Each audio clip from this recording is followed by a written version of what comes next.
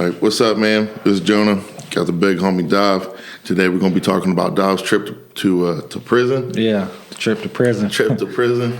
Ernest goes to prison. And some upcoming training. Don't miss out. This is a Push Away show. And of course the courage in these veins, people passing the limits, a bunch of beasts broke off the chain. From the falsium growing to reaching up to pass our peak though. Welcome to the Push and Wait show. So what's up, man? First, I'm gonna, everybody talk about key Dav, key to the city Dav, but now I'm gonna give you your flowers real quick on this prison thing, man, because I had a lot of people that just know that we associate come up to me. Be like, I saw your boy, and I was like, I ain't my boy. But like, I saw your boy did the prison thing, man. That was cool. What was he there for? And I just kind of gave him a little rundown, and I was like, honestly, man, you should hit him up. He's got something coming out here soon, Dominating Daily. Yeah, it's coming out. So yeah, keep an eye out for it, man. So what was that like, bro? Because that was dope. That was super dope. Yeah, man. So shout out my guy, Sean Morris. And I call him Coach Morris because he's one of my football coaches when I went to Marion Catholic. But shout out him. He's like I think he's the recreational director out there. Yeah. So he's like I think he's a sergeant. I don't want to get your rankings wrong. My bad, Sean. I'll say this, man. I got a couple friends that work out there. Yeah. And Sean, you got your people on lock. Yeah. They were like, when it comes to whoever he's governing, his incarcerated people. Yeah, that's what they were saying to me too. Yeah, lockdown. They say he can. You ever seen on Gangs of New York? Nah. When the sheriff, you ain't never seen Gangs of New York? Nah. Oh my goodness! But on Gangs of New York, the sheriff puts a stopwatch on a lamppost, and it's like the worst part of New York back in like the 18 whatevers. Okay. And he puts a stopwatch on there, and he says, "I can leave this here, and nobody's going to touch it." And he walks like the rich people around the neighborhood and comes back and picks up the stopwatch and it's still there. Man, they said, he was kind of, that's what he said. He's like, man, I can leave my phone here, keys here. Yep. Nobody's going to do nothing. But yeah, shout out my guy, Sean. We're going to have him on an episode coming up. So he does Strongman. So we'll have him on an episode here shortly. But man, I'm going to tell you, bro, I felt like I was locked up a little bit. Only thing that kept me sane is knowing I was going to leave when it was over with. Man, you was telling me they did the strip down and everything. Oh, chill out. They ain't do no strip search, you feel me? But I did, so you couldn't have a phone in there, no recording devices, so I couldn't record. I wanted to record it just because I've had some speaking engagements before, but I like to watch myself to tune up what I got going on. You know what I'm saying? Because honestly, man, it's almost like, if you want to get up there and perform right, like a lot of these guys, it's like a comedy act. You know what I'm saying? Yeah. Like you gotta know how you know what I'm saying, your presence on the stage, you walking back and forth, your delivery, you know what I'm saying? Like, so I wanted to watch it just to touch up on what I got going on, you know what I'm saying? Yeah. But so first get there, right? He told me to get there at 1, but then he hits me like a couple hours early, like, hey man, I got a lot of people I want you to meet. Can you come early? So I'm like, damn. I already got to go in there. But I was like, you know what? I do want to go early so I can at least be acclimated. I don't want to just come. I was supposed to be on at 1:30, get there at 1, get on at 1:30. I was like, I figure it's going to take 20 minutes before I get to where I'm supposed to be at. So I was like, yeah, I'm going to go early. That way I can acclimate and I can kind of be comfortable because I don't want to just get there and then I'm going up in 10 minutes. And you know what I'm saying? Yeah. So I did that, got there early. It's crazy how many people. I know in there, you know what I'm saying? It's sad and crazy, you know what I'm saying? But it was cool because it's like they can validate what I'm saying. Yeah. You know what I'm saying? So I go in there. Oh, man. So I needed so they did search me, you know what I'm saying? Had to go through the thing, go through the metal detectors. I took my books in there, a PowerPoint presentation. I got my Secrets to Trucking course on there. I took in there, gave that to him for free. And so then we went to like his office where all the COs are at. You know what I'm saying? Went there first, and he's like, we got to walk across the yard. I was like, where are we walking? He's like, the recreation department is all the way across there. Like, it's the farthest building across. So you looking at like my exit strategy just became a lot further. Listen, bro, and it's open yard. Oh, yeah. Yeah, so it's open. So it's a couple hundred inmates walking the yard, like we're walking on the same, you know what I'm saying? Because what it is, it's set up like a big circle, right? Mm-hmm. And then, so the walkways are a big circle with a whole bunch of lines intersecting through the middle. Okay. You know what I'm saying? Yeah. So I'm walking the yard like they walking the yard. You feel me? Yeah. And the whole time I'm thinking, I'm like, because they got TVs in all the dorm rooms, and they had me flashing on the TV like all week, like saying I was coming. You know what I'm saying? Okay. Yeah. Man, hey, shout out to Sean, shout out to North Central Correctional Facility, bro. They had banners made, flyers made for me. Like, Man. I got them in my truck. I should have brought them. Like, yeah, bro. They had it was like I said, bro, I felt like I was really at a comedy show or rap show. Like, they really set it up for me. Like, so I'm walking the yard, bro. So I'm like, damn. They been setting me up all week. They about to shank me on this yard because they knew I was coming. They knew I was coming all week, so they about to shank me. And I'm like, hey, because everybody looking. It's funny because everybody looking because that's the dude on the flyer. Yeah, that's the dude on the flyer. We about to get his ass. You know he got some red. You know what I'm saying? So I'm like, man, they about to shank me. So the whole, bro, it's probably at least, I want to say 200-yard walk from where we was at to where we was going. You know what I'm saying? Yeah. And the whole time, like, bro, imagine, bro, I'm walking to prison, like a prison yard. I'm walking to prison yard. Yeah. And every inmate, all eyes on me. You got to think. Because you new. Because I'm new. And they, I'm not dressed. I mean, I'm just dressed in regular clothes. You feel me? Yeah. And so everybody's looking like, who is this? You feel me? Fresh meat. Like, yeah, we about to poke his ass up. So boom, we get to the rec department, and get in the rec department. And he's like, man, I want you to meet Chill. So Chill was the guy who kind of. So they got like not recording studio, but they have music rooms in there now. So they got it's a big auditorium, bro. They got a nice program for them. You know what I'm saying? Yeah. So they got a nice auditorium, and then they got these 4 rooms, and it's 4. So I guess they got like 10 to 12 bands that perform once a week and then once a month. So yeah, inmate bands. Yeah, inmate bands. That's okay, bro. I'm like, wow. Yeah, it's crazy, bro. Yeah. So they got 4 music rooms in there where. They have guitars set up in one, beat machine set up in another one with, bro, top of the line, like nice speakers, like brand new pianos, brand new drum machines in there, MPCs, if you know what an MPC is, that's like top of the line drum machines, brand new pianos. The only thing they can't do is record. That's what they said they're working on now is an actual studio to record music. You know what I'm saying? Okay. But they have everything else in there for them. So I'm talking to Chill. He's like, yeah, man, I've been down for 30. Shout out Chill, bro. That's a cool guy, bro. Yeah. He been down for 30 years, you know what I'm saying? And he kind of, when I meet him, he put his hand out to dap me up, you know what I'm saying? I'm like, hey, fam, pound it, fam. I don't know you like that, you know what I'm saying? So then they introduced me to a whole bunch of inmates. And they all trying to dap me up, you feel me? Yeah. But I'm just, hey, pound, you know what I'm saying? Yeah. Like, damn, y'all is not about to shank me in here, bro. You're not getting me that. You're grab my hand and bring me you're in. Not grabbing my hand and bringing me in and poking me up. Bro, full alert, bro. You're not getting me, bro. I'm already in here. You know what I'm saying? I'm going home today. So then they take me to another room and they show me like the pool tables, bro. They having 2K tournaments in there. Dang. Like they have big old projector screens that they say they throw 2K tournaments and Madden tournaments on. Yeah. Like, bro, I'm like, bro, they really in here kicking it. You feel me? Like, but I guess you kind of got to because you want to keep. I mean, it is they're in a spot where they're eventually going to get out, and you don't want them to be shocked by the technology. Yeah, I was going to say, so what I'm doing right now, I'm going to write down a note because I want you to continue with your story so we don't lose track, but that's one thing that I want to come back to. So okay. I just ain't in the middle of the show texting. Yeah, fam, no respect. Yeah. No respect. Yeah, but go ahead. All right, so they take me in this other room where they in there playing 2K. It's probably about 10, 15 inmates in there playing 2K. And like I said, bro, everybody trying to dap me up, bro. I'm pound, man.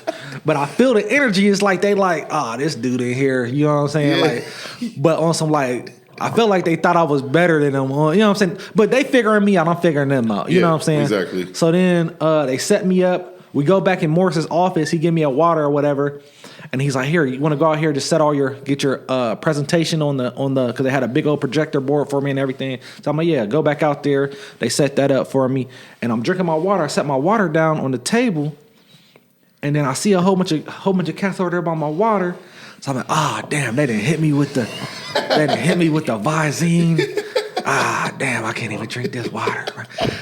And mind you, bro, I watch every criminal show. That's all I do all day. Yeah. If I'm not working, because I work from home. Yeah. So I keep Law and Order on TV or Chicago PD or, you know what I'm saying, SVU. Yeah. You know what I'm saying? So I keep, that's all I watch is criminal shows. So the whole time I'm just in there thinking like, bro, they're setting me up. They're about to shank me in here. I know they about to shank me. So set me up, whatever. Oh yeah, get the water. So I set the water. I'm like, I can't drink that water. So now we go back to Sean Morris's office, and the warden come in there, and the deputy warden. I talked to the warden for a second. He was kind of busy, but the deputy warden, Miss Becky, I think her name is, nice lady. Yeah. Nice lady. Been in corrections for like 30 years. She was telling me a whole bunch of stories, telling me some crazy stories for real. I think she was telling me enough. She was trying to like, hey, watch your back in here, but you'll be all right. You know what I'm saying? Yeah. She was telling me some crazy stories. So then it's like, I actually went on at like 2:00. They was letting people in. There's probably about, I want to say about 100 people. You know what I'm saying? They said it was going to be anywhere from 100 to, we made it open so anybody can come. So it's going to be anywhere from 100 to, it's 2,400 inmates in here. So there's like, it'd be 100 to 2,400 people in here. You know what I'm saying? So it ended up being about 100 people. You know what I'm saying? And man, they had a big old intro, play some music for me, read my whole bio. Bro, it felt good, bro. Like Did you write the bio or did they? I wrote the bio. You wrote the bio? Okay. Well, I had my assistant, you know what I'm saying? My publicist, you know what I'm saying? They wrote the bio, but read my bio, like, and it's funny because I'm like, I was like, see, that's why I got to get my stage presence together. Cause I was like, man, I feel I'm a funny guy. Yeah. You know what I'm saying? So I'm like, man, I should have came out there, cracked a couple of little jokes, popping up on stage. You know what I'm saying? Cause like my big cuz, he in there. I know a whole bunch of people in there, but like my big cuz, he in there. And I was able to bring him up because I was just saying like, this is a guy that I looked up to, like, cause this is all we knew. You know what I'm saying? So it's like, I wanted to be like him growing up. You see what I'm saying? And it was like, cause my dad, and them, they're all brothers. They all grew up in the same house. You see what I'm saying? So it's like, this is who I wanted to be, and I didn't know no better. You see what I'm saying? And I was one decision away from being in here with y'all. You see what I'm saying? And it's like, but I wasn't trying to demean them in no type of way. So I was just letting them know, like, bro. And it's cool because after I did my presentation, then I was like, is there any questions?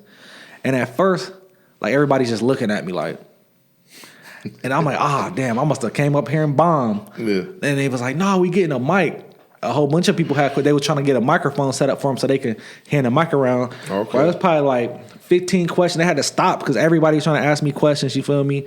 And then at the end of it, like, bro, everybody bum rushed me, bro. Like, oh, man, that's what's, like, bro, it felt good. You know what I'm saying? Like, everybody, like, man, that's what's up, man. They calling me Mr. McGarry. Like, it was crazy. They calling me Mr. McGarry. Like, man, da-da-da-da-da. Like, how do you, da-da. And it felt good because then Sean texted me the next day. He's like, Dav, bro. He's like, you really made an impact in here. He said, people that didn't come wishing, they like, man, I wish I came. He's like, and everybody that was here, they still talking about it, and they're just surprised how you're so young and you're doing so much. You know what I'm saying? And you've accomplished so much.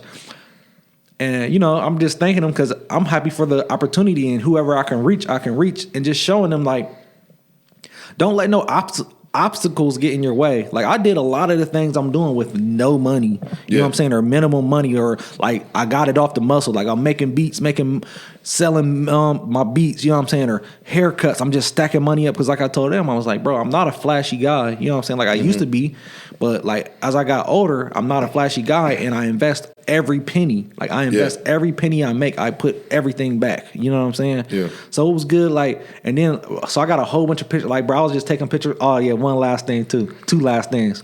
So then we taking pictures in there. He taking pictures of me and inmates, and then he walks off, and then there's still probably like 15, 20 inmates around me or whatever. And I want to stop saying inmates. It's about 15, 20 guys, you know what I'm saying, around me. And he's like probably 50, 60 yards off taking care of something. And I'm like, damn. They about to get me, man. They about to get me, man. I like, see, they knew what they was doing. They waited. They didn't have somebody drag him off. They befriended me. They done befriended me. But then I started dapping everybody at the end when I was comfortable, you know what I'm saying? And I see everybody was cool. So now I'm dapping we dapping up, you know what I'm saying? Shoulder bumping, like, we cool, you know what I'm saying? People like, I'm gonna hit you up when I get up out of here. I got 6 months left, I got a year left. And then so we leaving. I actually know more. So we go back to his office. He's like, yeah, you want to see the dorm rooms? I'm like, fam, I done been here for 4 hours. I'm trying to leave. Like my stomach all in knots. I just want to walk out in this parking lot. Like, okay, we good. You know what I'm saying? Yeah. So we ended up leaving. And he was telling me chill. He was like, chill. He's like, yeah, chill, man. He been here for 30 years. Da da da da da. I'm like, damn. Like, what'd he do? You know what I'm saying? He's like, yeah. When you have 30 years in here, it's murder. You know what I'm saying? So I'm like, damn. But it's like everybody was cool. You know what I'm saying? Like, and I think anybody could be in their position, being one bad decision away, or you're back against the wall, and you got to make a split decision like this, and you know what I'm saying? It lands you in a situation like that. You know what I'm saying? So it was a good experience where I would do it again, definitely. And like I said, it's really about reaching. Speaking the right words to the right people that's going to make the right decisions. Yeah. Well, it doesn't surprise me if they have you back. Because if there was a lot of people that, said that they wanted to, that they missed out on it and wish that they would have came. Yeah. And then the people that did go, I'm sure that that's one thing that they're going to be like, I would absolutely like to have them again or see them again. And, so it wouldn't surprise me if they do have you back. Yeah. Especially since it went so well. But listen, we ain't going to put a date on it this time because I ain't going to let them, have time to set something up. But no, man, give them a day in advance. Yeah. No, it was cool though, bro. Everybody was in there cool, bro. And like the love they showed me afterwards, it made it all like damn. Like I'm really reaching, you know what I'm saying? Like it made it feel good, bro. Yeah. Like I'm not just up here, and that's how I wanted it too. Like I told him from the beginning, I'm like, I don't want y'all to think that I'm just in here talking y'all head off, telling you what you need to do. I want this as an open discussion, and I'm up here telling you, like I was in this position. You know what I'm saying? Like I wasn't locked up, but like, bro, I was 1 foot in, 1 foot out. Yeah. You know what I'm saying? And making a lot of the wrong decisions. And I just want y'all to know, like, bro, it takes hard work. It's easy to do the wrong thing. Yeah. You know what I'm saying? Doing the right thing is actually hard to do. You know what I'm saying? Like, and believing in yourself. So, like I said, bro, like everybody, how they was acting afterwards, I'm like, dang, my word is really getting across. You know what I'm saying? Yeah. As a regular Joe Schmo. You know what I'm saying? And that's how I'm, like, I got it, like, the Dominating Daily, and that's, like, my program. Like, I met with, like, my social media manager. And that's what, as I started building my program, I was like, I do not want this to be a flexing program. Mm-hmm. Like, I don't want it to be like, look at my Cuban necklace, look at my Lamborghini, look at my big house. You can do it too. Yeah. Like, no, because it's like me and her was talking about. It's like once you actually start accumulating money, you realize money was never the problem. When you don't have no money, you think money is the problem. Like, damn, if I just had some money. But once you start getting money, you realize, like, damn, money wasn't the problem. It was me. Yeah. You know what I'm saying? I just figured out how to get a couple of dollars, and now you fix yourself. You know what I'm saying? So that's what my program is, showing you how to get money. So I'll have all type of programs, like courses that show you how to get, you know what I'm saying, like my trucking program, just all type of hustles. So there'll be like 20 different programs on there to show you how to get money. Okay. And all this is, like, when you get access to, it's some of the information is free. So like the trucking will be free, like a whole bunch of, it'll probably be like 10, 15 free ones. But if you want access to everything, it'll be like, we'll do like a monthly membership. You know what I'm saying? Okay, there you go. And dominatingdaily.com. So I just wanted something for us, because I just feel like, yes, there is so much information on social media, but I feel like these guys, like I said, they try to encapsulate you in the glamour. 100%. And you don't know what's real or not. And that's my thing, is the total opposite. Like, I'm not a flexing guy. You see what I'm saying? Like, so I just want you to know, like, we about to get money. You can make it look good. You can do whatever you want. You could get the money and use my program, get some money and flex. Yeah.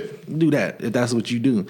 But to keep it going, like I said, bro, low key, bro. I want to be low key. You know what I'm saying? Like I said, the most amount of money, I want to make the most amount of money as I can and be around the least amount of people I can at the same time. You know what I'm saying? Yeah. Even though I'm on social media, but you know what I'm saying. No, but I know what you're saying. Yeah. And it's funny nowadays, man. It's like you could have $80,000 in the bank, Yeah. and a $1,000 truck, and people are going to think you poor. Yeah. Or you could have $1,000 in the bank and And an an $80,000 yeah. truck, and people are going to think you're rich. Yeah. You know, Payment tearing your mouth out. man. Yeah. So I'm glad you said that, because on social media, dude, that's literally what it is, man. They literally, you know, how am I 25 years old and driving this? Yeah. Da, da, da, da. I could do it. You could do it too. Yeah. You know, and then, you know, how am I wearing this or doing that? Da, da, da. And when I see personally as a little bit mature of a person, I'm looking at it and I'm like, okay, yeah, I know you probably just fronting. Yeah. You flexing with dad's money or Yeah. dad's car or something Yeah. like that. You know, you something- could be making a couple dollars. Something going on. Yeah, Something you could be going making on. a couple dollars. You know, don't you know? But it's normally ain't on the up and up. Yeah. Whereas, you know, younger kids are going to look at that, and you know, we've talked about this in the past. They're going to get down on themselves. Yeah, discouraged. Why am I not? You know, why am I 20 and Yeah. I don't have that? You know, or then they're going to buy into it, and they're such at a young age that they don't realize that some of these things. You know, you can buy your program, your trucking program. I could buy it and look at it and be like, sounds too hard, and just close it. Yeah. You know, and that's what a lot of kids do. If it's not 1, 2, 3 clicks, it's Yeah. done. Yeah. You know. And that's the thing too, man. It's exactly what you said, bro. I feel everything has to be 1 or 2 clicks away, and or if it's not, it's too hard. You know what I'm saying? And that's what we said before. A lot of these programs that these guys have on social media, they are legit. Yeah. But nobody's putting in the work. You see what I'm saying? So that's Yeah. why you see it's the same. Just say it's the same 50 influencers that's everybody's watching. You see what I'm Yeah. saying? And that's another thing I seen that they were saying. It was a guy, Robert Greene. He wrote 48 Laws of Power and Mastery and all that. So that's what he was saying too. He said a lot of time, like a lot of these social media influencers, they're on social media so much you think you know them, or you think you can do what they do because you're watching them all day. So now you're kind of in a illusion. You befriended them, so you think you really know them because you're watching their whole life, like they're unfolding their whole life in front of you on camera, on social media. You know what I'm saying? So now you think you can do what they do because it's easy, because you feel like that's your friend. You've been watching them for the last 2-3 years. You know what I'm saying? So I was like, that's crazy to see, like the psychological effects of social media. You know what I'm saying? Yeah.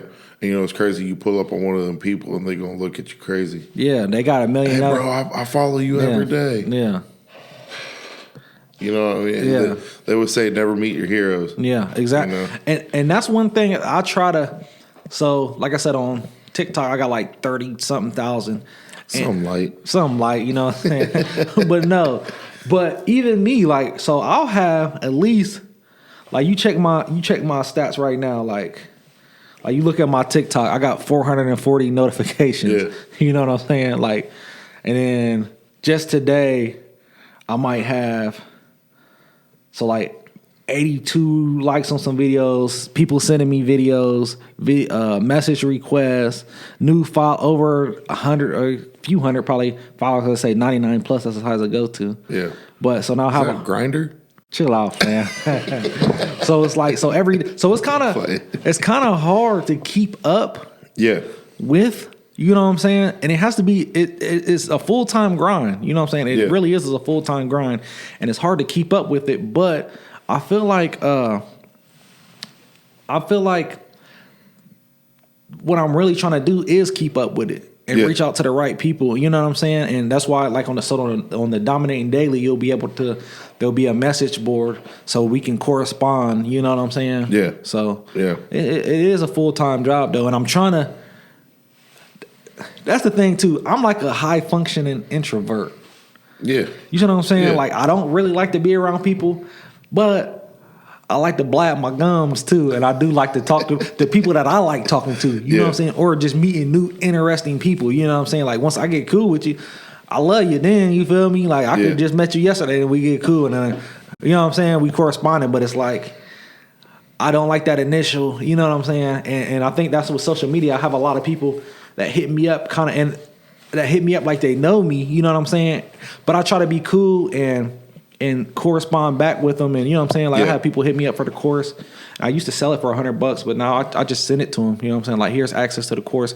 Hit me up when you get some steps ahead. When you get some, you know what I'm saying? Do a couple of these things. Hit me up and let me know if you need anything. So accessibility to these people that people see on Instagram is one of the biggest things. I think it's a great thing that should be able to be done. Yeah.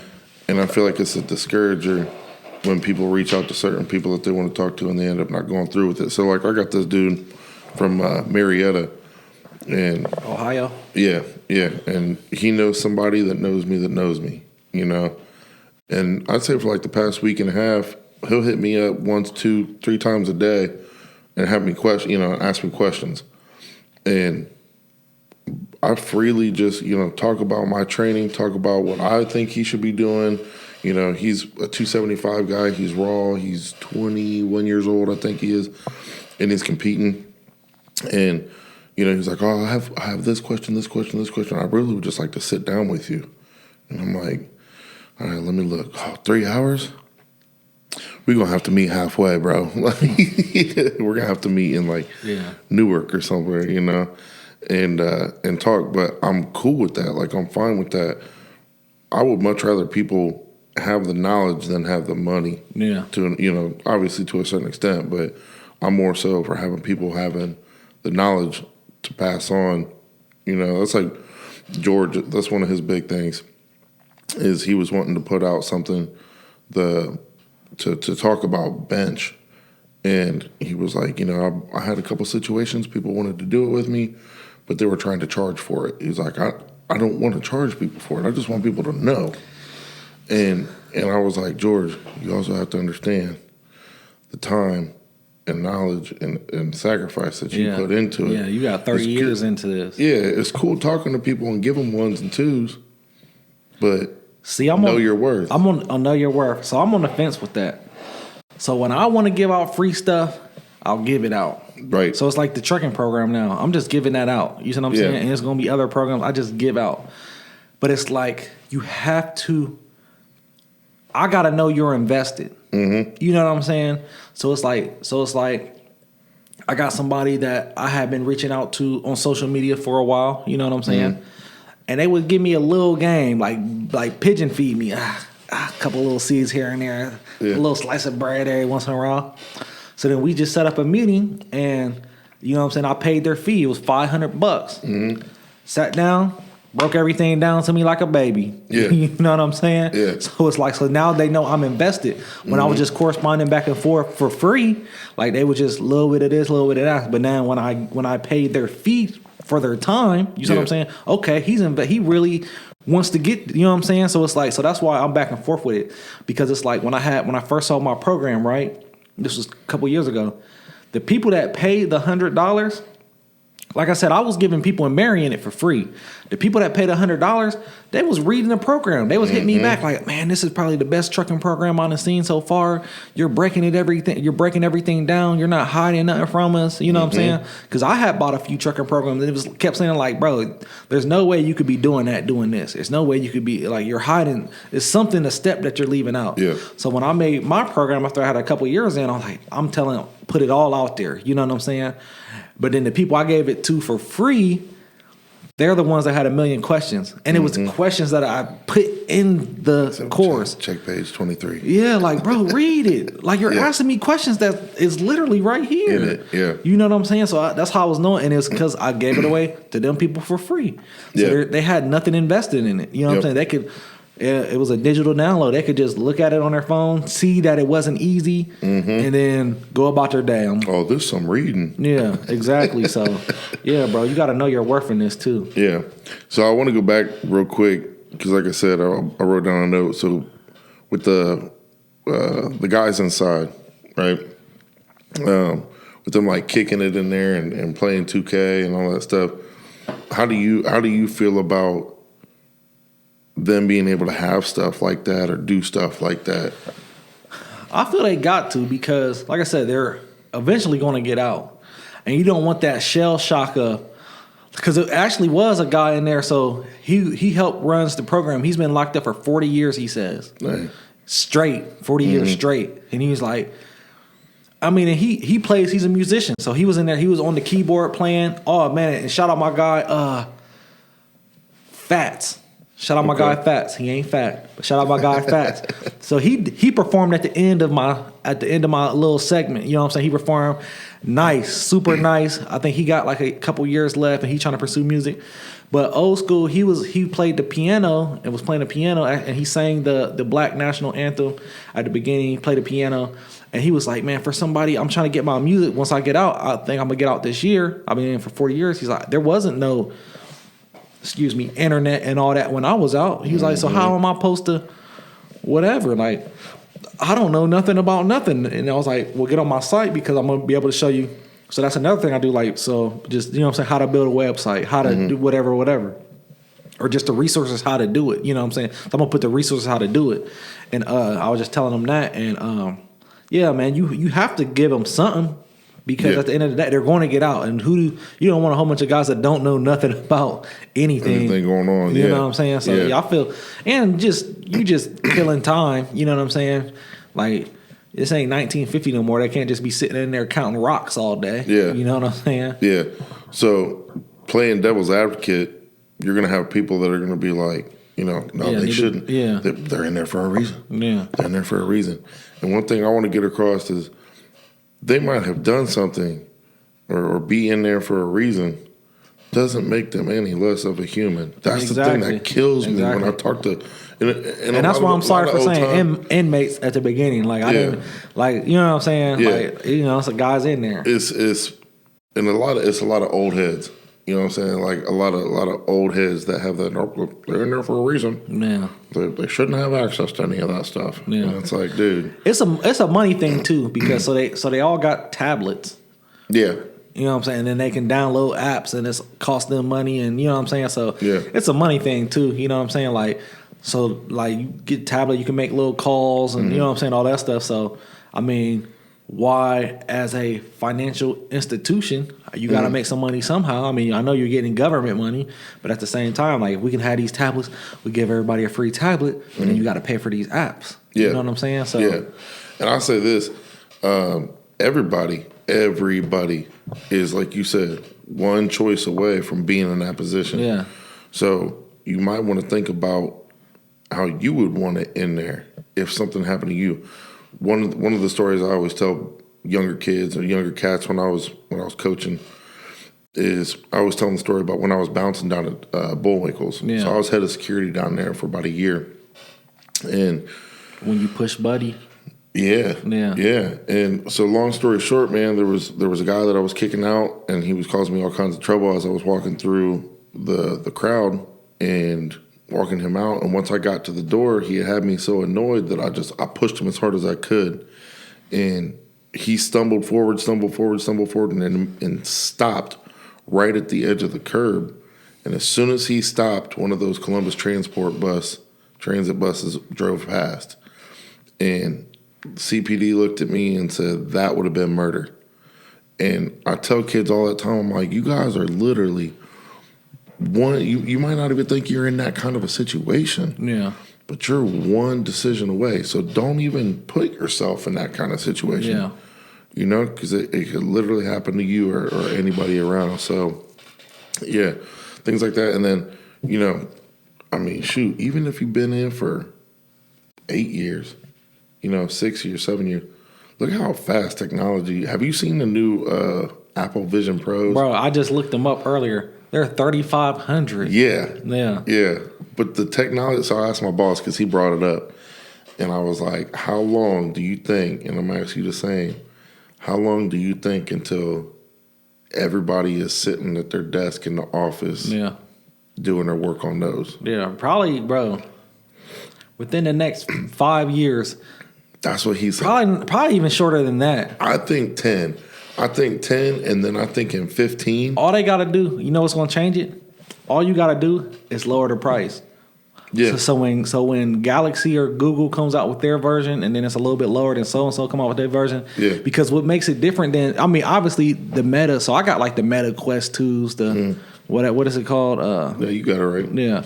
So I got them, and you can't see out of them, but you see the Apple. You can see. You can just live through life, and you're seeing people. I was seeing people in New York like walking with them on, but they're like, you know what I'm saying? They're doing stuff. So I'm like, dang. And I was like, I ain't gonna lie. I was like, dang, if them things about a band, because I was like, man, they probably about 1,000. I was like, I'm about to go get me a pair. And then I looked, I was like, 3,500. Maybe not yet. Maybe not yet. I got some stuff I'm trying to do, but I was like, I'm definitely about to get me a pair of them for real. I can see it in 10 being like the majority of people, or big companies at least, having their people do it like that. And then I see in 15 it being like, you still got a desktop? Yeah, that's crazy. Man, I ain't seen one of them. I think sooner, man, because like I said, all it takes is the right systems to be integrated. You know what I'm saying? Yeah. Like the right systems, like it's all about what the access. You know what I'm saying? So if you got, obviously you're going to have all Microsoft Windows, Excel, all those. You know what I'm saying? Zoom calls. You know what I'm saying? And a lower price, so it's affordable. Bro, think about this. It's funny how like laws have to change as technology changes, right? Yeah. So think about this. It's even going to have to go so far as like it's going to be put in the law that you can't have your vision goggles on when you drive in, because because you're able to see out of them. Yeah, it's gonna. I'm telling you, bro. But give it 5 years and we're gonna see somebody on Facebook video, fucking driving with them things on. No, but think about it. So you already have windshields that have displays in the windshield. That have the speedometer. That you think they're going to integrate? That's what I'm saying. Oh, man. Because think of iRobot with Will Smith, where you can't even. It has auto. You know what I'm saying? It's driving by itself, and everything is in the windshield. Like, why can we not watch these movies and then learn from them? That too. Yeah. But what was I just iRobot. It was something else. You said 5 years. I don't know. I'll think about it here in a minute. So yeah, I just seen that. I was like, man, it's crazy to think about. When I was in high school, I don't think FaceTime was a thing yet. Yeah. And we was talking like, man, one day, and I think there was like an episode of something where like they flipped their watch and it had like a picture on it or whatever. And it's like, oh yeah, one day. And I think they always had it on Futurama too. Yeah, probably. And then, because it's the same makers. Yeah. But it's like, man, how long until we have that? Man, it's probably going to be 20 years. Boom, 5 years later. But then it's like a meme that I seen that said, back in 1990, you thought in 2020 you was going to have flying cars. Yeah. Oh, that's what I was saying. So I was just seeing something, and I had been hearing about this for like a year. And now I'm starting to actually hear about it more and more, talking about hydrogen engines. Like everything is about to leave from electric, because the electric is not sustainable. It just takes too much energy. And they was talking about like the Tesla semis, right? The guy, he was just explaining like bro, that's, you know how much it would really take to run even 1% of the semis on electric batteries. You know what I'm saying? Like our grid is not even powerful enough to do that. You know what I'm saying? Not only that, but they were saying like it's kind of ass backwards when it comes to the whole saving the environment with electric cars. Yeah, because then you're dumping the batteries and it's the worst lithium and then mining the lithium is crazy. And then Alex Jones was talking years ago. I don't know if you ever listened to any of Alex Jones on Joe Rogan, but he was saying years ago that the electric car factories pump out more carbon than any other car factory does because of what they're creating in there. Yeah. And he was like, so he's like, the problem that you're trying to solve is causing more problems. It's causing more. Worse than what you're trying to solve. Yeah. And then it goes the same thing for like, think about this, people. The windmills, right? It's supposed to be, creating power with the windmills. Cleaner energy, greener energy. I was talking to a farmer last year, and he was like, "Hey, you see that?" Just started talking to me about random shit. And he was like, "Hey, you see that windmill over there?" And I was like, "Yeah." He's like, "We had to fight to get it pushed 20 yards, so it wasn't impeding anything on our land or blah blah blah." I was like, man, that's crazy. He was like, you know what's even crazier is they have to put 250 gallons of oil in that thing a month. Damn. And I was like, I didn't even think about that. It's one big giant gearbox. Yeah. It's a giant ass gearbox. It's got to have oil to run. Yeah. Again, you just being ass backwards. Yeah. You know, you can't say that we need, it's green energy, but you're using 250 gallons a month. Yeah. And then I think if you drive, is it north or south? There's somewhere here it's north. It's north and there's west. You talking about where they have all them signs that say no windmills? Oh no, I'm talking about the windmill farms. Oh no, I ain't seen them. I done seen the solar farms. Yeah, so those are big. Yeah, but if you drive west, they got you one. Driving towards. They about to have a solar farm in Marion. Really? Yeah, by my house. By my house. Really? Yeah, they just bought. So that was like last year, the year before. Somebody bought like 30 or 40 acres. And they're about to put a solar farm right there by my house. And I guess since it's like on our street, like we get some type of benefits for it. Yeah. So my brother, when he lived out in Colorado, he was selling rooftop solar panels. Yeah. And he said, he was like, it kind of works out. It's a double-edged sword. He's like, it works out because you can do one of two things. You can build up a bank of energy for the days that you need it. And sell it back. Or you can sell it back. It was the way his company did it, it was one or the other. He's like, and if you sell it back and then you run out and you have to use it from the company, it's like double. Yeah. All right. So I was about to get a solar panel out there. So my homie G-Man, he has one. Okay. He like it? Let me get to that part. My fault. Let me get to that part. So he has one, and he gave me a reference because he got $1,000 to get one too. So we call out the people, they come, whatever. So what happens? What happens is they put the solar. It was going to cost like $70,000 first of all. Damn. Yeah, it's crazy. So they put the solar panels out. You have to get a new panel because your electric meter is only meant for coming from the power lines in the house, right? So you got to get a new electric meter, one that goes from the solar panels to your house coming in, and then coming back out going into the power grid because now you see what I'm saying? Mm-hmm. So how theirs worked is, but it doesn't really make sense because you're still paying a bill so what it is, so you're not paying a bill to the power company anymore because they're taking back out. You know what I'm saying? They're taking back out energy. So that's kind of even. So if your bill, so my bill out there is like $400. So I'll be producing enough to make my bill nothing. You see what I'm saying? But then you're still paying for the solar panels, which is like $400 or $500 a month. You see what I'm saying? Damn. Yeah. So you're still paying a bill and for 20 years. And then that's the thing is they say them things only last for 20 to 25 years. Damn. You see what I'm saying? Yeah. So by the time it's paid off, it's dead too. Yeah, by the time it's paid off, it's gone. It's a racket right there. Yeah. So I guess Garrett, he was telling me that so he was suing him. He's suing him now. Something had happened to where like they messed up it. So when they put it's like big ass wires that they, you know what I'm saying, run and all that. So they never refilled none of that back in. So he has a big ass divot running from the front of his house to the like, and we live on like acre plots, you know what I'm saying? So it's like a big ass divot in his yard. And there's a few other things they did that's kind of messed up. Yeah. So, and I'm like, damn, how you gonna recommend me? He's like, I know, bro, my bad. But it's happened afterwards. So I'm like, damn, you just recommended me about to have me, you know. But I be knowing, bro. God be telling me, bro. You feel me? So we signed the paperwork and everything. Like, really? Yeah, we. Oh, okay. And then something just told me. So I just got on TikTok. I was like, solar panel scams. Everything they was doing. You know what I'm saying? So they're changing names of the company because now I guess Garrett's suing something. He found out once he got a lawyer that they didn't change the name 5-6 times. They didn't change the owner 5-6 times. And yeah, so it's some crazy stuff going on. So then they was like, well, you can't do that. You already signed a contract. I was like, look, until y'all come out here and stick a shovel in my yard and start putting this in here, I can tell you no. You know what I'm saying? Yeah.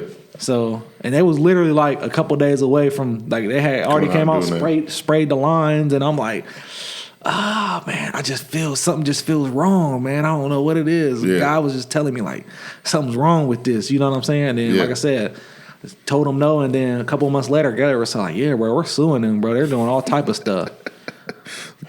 Almost too late. Man, almost too late. So about gut feelings, man, and God telling you certain things. What was that gut feeling you was feeling Saturday during the leg workout? Hey, shout out my dog, man. So anybody that's been watching us, you know, I've been on my journey for the last year. You know what I'm saying? I'm trying to get on. I'm trying to get on the bodybuilding circuit. You know what I'm saying? Yeah. And so I just been trying to amp my workouts up. You know what I'm saying? And so I'm like, man, Jonah, man. So I hollered out, reached out to Rianne. Mm-hmm. So she's a bodybuilder that we had on like 5th or 6th episode. Yep. Shout out to her. She had sent me a program, but it's like anybody that knows anything about bodybuilding, and I'm finding out more and more every day, the intensity level that you're working out at is a different level than just going to the gym. You know what I'm saying? Even powerlifting. Not taking nothing from powerlifting, because she was a powerlifter too. Yeah. You feel me? But you're doing two different things. You know what I'm saying? Yeah. Like, you're doing two different things. And so bro wrote me a program, you feel me? A bodybuilding program, bro. I ain't gonna lie. I'm gonna keep it G. He got me in there throwing up. He had me in there. Hey, look, I'm in there throwing up. I'm in there feeling dizzy. You feel me? I ain't did that. I remember sophomore year, bro. I was going into junior year. Yeah, junior year, bro. I was determined, bro. I'm like, bro, I'm about to be starting running back this year, bro. I don't give a damn, bro. Mm-hmm. I'm going the hardest I ever went in my life. So it was like summer practice, and we're at the track, and we're running like 400 meter, like just 400 meters. Like, you got running backs or skill guys got 45 seconds or 50, however long it was. You know what I'm saying? And you know what I'm saying? However, lineman got this, bro. I remember all the skill guys, bro, I'm like probably 50 to 100 meters in front of everybody. I'm sprinting. Everybody else is just jogging, bro. I'm sprinting. I get 10 yards away from the finish, and my body just shuts down, bro. I've never had that happen to me since then, bro. I literally stopped damn near on a dime and just projectile throw up everywhere, bro. And that's how I felt. Hey, that's how I felt the other. I ain't did that since junior year, boy. Hey, Jonah had me in there throwing up in the gym, man. But after I threw up, I felt good. Yeah. I ain't gonna lie, I was kind of pilt the night before. That might have been something with it too. You had one small twisted teeth. Talking. You lying. Talking. Because I've been trying to, my diet, I've been working on my diet, so I ain't been drinking, you feel me? Yeah. I mean, I wasn't pilt, you know what I'm saying? But just the acids in the drink. Yeah, sure. You know what I'm saying? Stretch it, bro. Stretch it. But no, man, that was a good, bro. Today, so when I woke up today, boy, my quads, hamstrings, inner thighs, glutes. I'm tore up, bro. Yeah, man. It was a good one. He was talking a lot of shit. You was saying a couple things the night before. Chill out. And he was like, I was like, you know, we need at least 2 hours. And he was like, bro, it's 5 movements. And I was like, it was until you said something last night. I had one more, and then I added a couple sets there at the end of a couple things. Man, I ain't gonna lie, bro. If I could do that 5 days a week, by the end of the year, crazy. Oh yeah, absolutely. The difference, like you were saying, the difference in training, man, is completely different sets and reps wise. Yeah. You know, rest time between powerlifting and bodybuilding is completely different. And I've trained one other bodybuilder back in 2019. And we were getting him ready for a show, and then life happened, you know. But the way I was training him was the same way that I was training you. And what people don't realize is, like, you've got to have mental strength in both of them. Yeah. But you also have to have some cardio with the bodybuilding. Yeah. So we started out 15 or 12 or 15 minutes on the stair climber. Yeah. So we went. So I was already like. tired. You feel me? Yeah. But like I said, don't get me wrong. The intensity level, like with the powerlifting, is there too. The intensity level is there. You see what I'm saying? It's just like you said. It's so many. We're doing so many sets. Mm-hmm. What are we doing? We was doing 4 or 5, sometimes 6 sets. Yeah. So a lot of them, we would go 12, 10, 10, 8, and then drop the weight a little bit and do a set of 25. Yeah. And we're just trying to reach that full muscle exhaustion. And there were certain times where, and if you're trying to do something like this, if you're going for more size, right? One thing that you should add into your exercises is those drop sets. Yeah. And the reason for that is those sets and reps that you're fucking struggling to get those, or you feel like you got to stop. Yeah. There was a couple of sets where, the number was 12 or 15, and you'd get to like 7 or 8, and you'd have to take that pause. And I was like, nope, don't stop, gotta go, Those are the ones you growing. Those are the ones that you're growing on, and so, yeah, we're gonna do that. We're gonna try and find some time, especially after this meet, XPC. I'm gonna have a little bit more free time. To what, you 4 weeks out now? Yeah. Yep. So I actually take I take my deadlift opener and second attempt tomorrow, and then we're doing a little bit different. I've been training with those guys down at the doghouse, and they do it a little bit differently. So I'm gonna do it a little differently. I'm gonna do it. I'm gonna follow their lead, and that's one thing. That's one thing about going down there is I'm able to follow. Like when I'm running the crew up here. It's like, okay, I gotta, watch what this person's doing. I gotta make sure this person's doing that. Okay, they're doing this kind of weight. Okay, when I go down there, I'm able to be like, all right, what's the workout? All right, cool. I'm behind you. So I'm deadlifting tomorrow, and then take a bench opener, and second attempt on Wednesday. Okay. And I got to touch. I got to go down to my chest. I got to touch. So. I'm hoping to hit, I'd like to hit over 705 on Wednesday. Deadlift is always just one of those things where when it comes to competition, it's just the last thing you got to do before you can go eat. Yeah. So, I'd like to pull over 7. That'd be great. If I can finally get all of my lifts over 700, I'll be happy. I saw Greg Panora. I was talking to him probably last week. And anybody that follows powerlifting knows Greg Panora. Shout out my guy. Yeah, man. And I was talking to him, and he was like, I hate when people set numbers for meets, like total numbers for meets. So I was going into this with that mindset, and now I'm leaving that. I'm going into this meet with some hopes, but I'm just going in to win. Yeah. My plan is to go in and do what I can. And it's winning, baby. To win. Yeah, you know what I mean?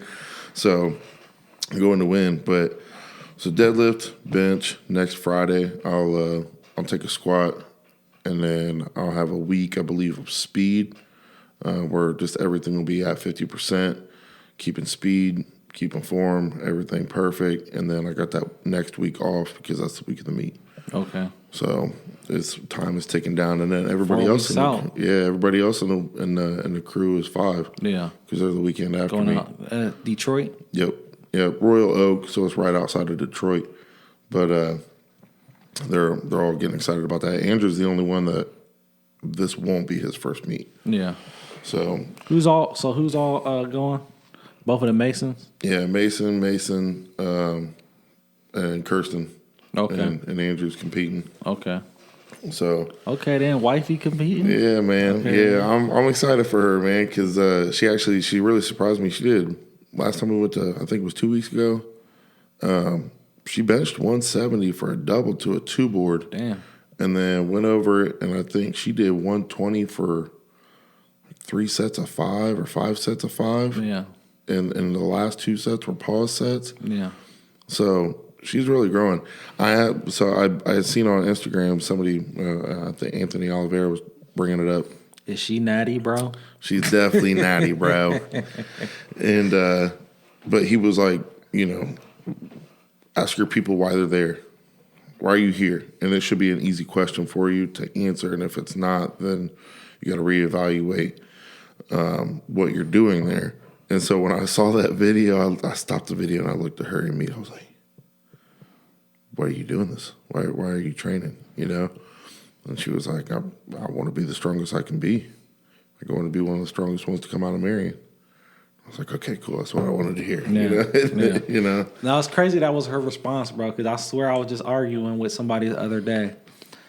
And that's what they was, I don't know, they was just talking crazy. And I'm like, bro, because I had coming off a little shoulder glitch, you know what I'm saying?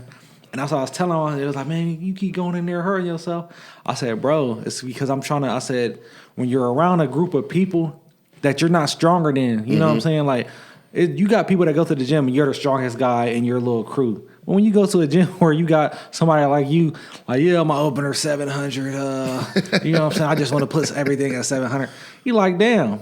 I want to do that. You know what I'm saying? So you're pushing yourself to be the strongest you can be. You know what I'm saying? So like, that's exactly what I was telling. I was like, bro, when I see these numbers, it's like, I'm not competing with them, but I know it's possible because I know him. You see what I'm saying? So it's like, I'm trying to be the strongest I can be and put out the highest numbers I can put out. You know what I'm saying? So yeah, absolutely. It's not a detriment to be the strongest guy in the crew, but it can be. Yeah. You know what I mean? If you let it go to your head. You let it get to you. But that's why I always try, I always let shit talking happen in the gym. But it has to be, Andrew, it has to be meaningful shit talking. He said something to me today about fat boy, and I didn't say nothing. That's his new thing. I feel like he's been saying that for the last month. Yeah. That's his new He thing. said some fat boy, and then I didn't respond to him. He's like, oh, you didn't hear me? I was like, no, I'm just not fat, so it doesn't really resonate with me. He was saying that to me the last few times I went in there. That's his new little joke he thinks funny. So, yeah, man, a lot of stuff coming up, man. We're gonna keep April under wraps. Yeah. Until it gets closer, but APO just started up. I'm gonna be catching some meets of the APO, American Powerlifting Organization. Yeah. I'm going to start transitioning over to kind of, as much as I can, only doing APO meets. It's going to be I feel like the APO is made by lifters, ran by lifters. Yeah. So Dave Hoff's the vice president. So you already know there ain't going to be no bullshit going on. Anthony Oliveira's on the board. A lot of big names are there, and like I said, it's just no bullshit. Yeah. So I'm excited for this year. Yeah. Super excited for this year. I'm excited for you, big fam. But it is something I wanted to say. I was thinking about the other day, and it's something we kind of touched on before. I mean, I feel like we touched on it a few times. You know what I'm saying? But it was like, especially now, and it's something that I'm talking about in my program, and it's just about being around the right people. You know what I'm saying? Mm-hmm. And around people that's also accomplishing things, you know what I'm saying? Because you're able to push one another, and it doesn't feel like when somebody is accomplishing something, like it doesn't make you feel less than, you know what I'm saying? Yeah. Like, because you're not doing nothing. Because if you got a lot of stuff, like my homie over here, like he said, he about to go to the Arnold, you know what I'm saying? And we got a lot of things going on, and I'm happy for him. Like anytime he tell me like, damn, Dav, I'm genuinely happy for him, you know what I'm saying? And same for me. Like, I got a lot going on, and he sees something that I have, he's like, damn, he on there sharing it or whatever, you know what I'm saying? My guy's happy for me. But when you get around like certain people, you can feel the envy, you know what I'm saying? But and it's like a quote that says, you will only have hate on people that's doing less than you. You know what I'm saying? And so it's like when you feel that hate, it kind of not really discouraged. Like, I'm the type of person, when I feel it, it made me want to go 20 times harder. Like, oh, now I'm really about to shit on you now. You know what I'm saying? You thought that was bad. Wait until you see this. Yeah. But it's like, bro, but I'm going to tell you, bro, is if you're around the wrong people, that you're going to feel that all the time. And if you can't break out of it, then it's going to hold you back and it's going to discourage 100%. You. But when you're around people accomplishing great things, bro, I'm telling you, birds of a feather flock together. You're going to accomplish great things too. So get around the right people, bro. That's probably one of the number one things you can do. Yeah. You know what I'm saying? Don't just get around great people doing great things and you the bum in a situation. You know what I'm Because saying? if those people are doing the right things, you're going to quickly find yourself out of that situation exactly, too. Exactly. You know? So like I said, man, start doing great to do great shit. Get around great people. You know what I'm saying? Yeah, absolutely, man. And find those people out. And here's one of the biggest things I feel like somebody close to us is going through right now. And we'll talk off camera about, specific of it, but I feel like with him, he's just around, and he's younger, but he's around a lot of people doing nothing. So he has the potential to do a lot. And you might, listening or watching, you might have the potential to do a lot, but you sticking yourself around friends, and the friends are doing nothing. Yeah. And so you find out that it's okay as long as they're doing nothing, I can do nothing too, because now none of us are higher than the other. But it's like I was telling you, it's like when we was in the gym on Saturday, matter of fact, yesterday, and I was like, with what we got going on, you know what I'm saying, in our companies, it's like, are we doing the best we can do, or are we just doing better than the next person? Yeah. You know what I'm saying? Yeah. Like, and I feel a lot of people are like that too. Like, they're not doing the best they can be. They're just doing better than the bum people that's not doing anything. You know what I'm saying? Yeah. So there is no standard. You know what I'm saying? So, but it's like, little homie, like, potential means nothing if you're not executing. Or you're around some bum ass people. You know what I'm saying? Yeah. Because you're a bum too. You're just a cool ass bum. You just a little bit cooler than them bum ass dudes. You know what I'm saying? Yeah. So like that potential, man. Like, and I feel like it's funny because me and my big cuz, I feel like I kick it with my core group of guys that I always was brought up with was like the underdogs. You feel me? Like chip on our shoulder. You know what I'm saying? Like something to prove. You know what I'm saying? And it was cool until I started realizing, like, damn, you didn't ran so far and so fast. There's nobody next to you. You're not the underdog no more. So stop acting like it. So now you're put in a new mind state where I'm not acting like the underdog. I'm the big dog now. You see what I'm saying? And yes, there's bigger dogs than me. You know what I'm saying? And I'm getting to another level.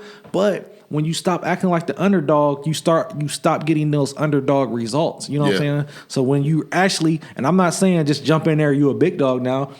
Have some accolades to back it up. You know what I'm saying? But when you start acting like a big dog and you get that mentality and you're seeing everything as a whole, you're not just looking at it as, oh, I got something to prove, I'm about to do this. No, because now it's like I'm thinking 5, 10, 15, 20 years ahead. Like, okay, I need to get this set up so when I get to this point, I can do this. I need to have this set up so when I get to this point, I can do this. You know what I'm saying? So you're not just thinking for the now and what I can do now. It's like I said, now I'm thinking years ahead. Yeah, you got to have a plan. One of my favorite quotes is, if you don't have a plan, then your plan is to fail. Exactly. But it's a hard thing, man. Just speaking, it's a hard thing because, like I said, bro, a lot of us don't know what we want. So, like, I remember I told you I had a meeting and, you know what I'm saying, old girl. And that's what, a year ago, I told her she made me mad. She was like, huh, I made you mad? Because she had asked me kind of like that, like, what do you want to, where do you see yourself? And I was like, well, I don't know, but I'm trying to, and this was just like a year ago. And, you know, I done had businesses for years. And this is just a year ago she was asking me this. And, like, I had the idea, but I didn't have the exact. And then we went back and forth for like an hour. And then she asked me something, and then I kind of gave her like a bullshit answer, and she never answered me back, just left me on read. You know what I'm saying? And it made me mad, like, nobody leaves me on read. Nobody puts baby in the corner. You feel me? And so then when we met up, you know what I'm saying, paid her a little fee, we was talking, and I told her, I was like, man, you know, you made me kind of mad by leaving me on read. But then I thought about it. How are you supposed to tell me what I need to be doing if I don't even know what I'm supposed to be doing? Yeah.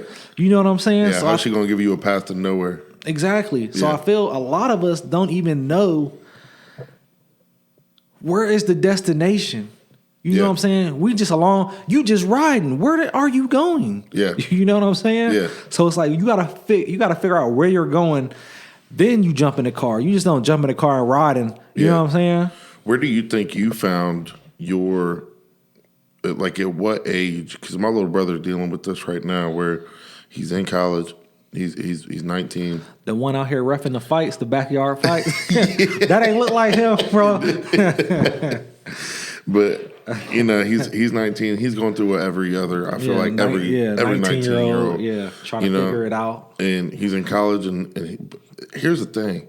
He's super smart. Yeah. Like he's. I got the good looks and the strength, and he got the smarts. That's about it.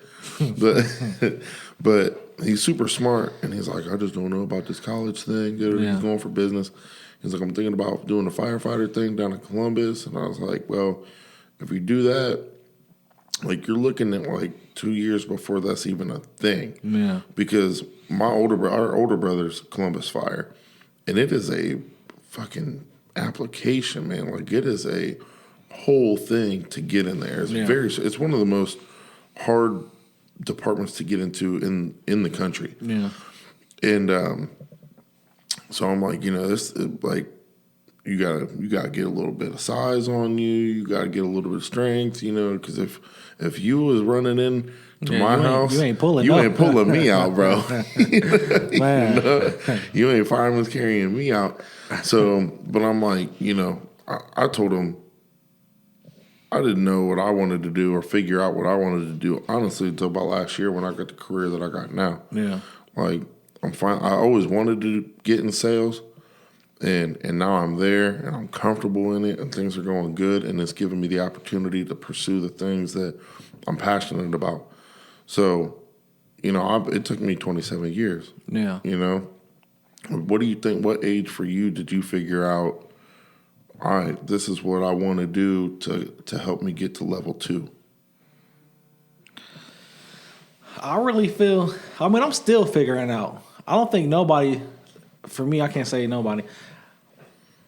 Over the last year, as I really started to build, it's like I knew, I say I kind of had an idea what I wanted, but it just seemed like so far away. Mm-hmm. You know what I'm saying? Like it seemed like I knew I could accomplish it.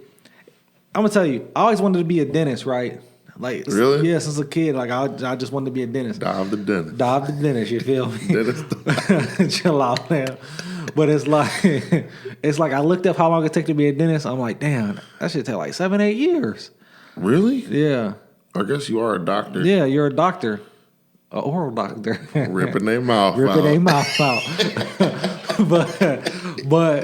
but. And I looked at, I was like 19, you feel me? I'm like, man, I'm going to be 27 and I'm going to just now be. Yeah. And now look, I'm 33 and I was like, damn, I should have just did it when I was 19.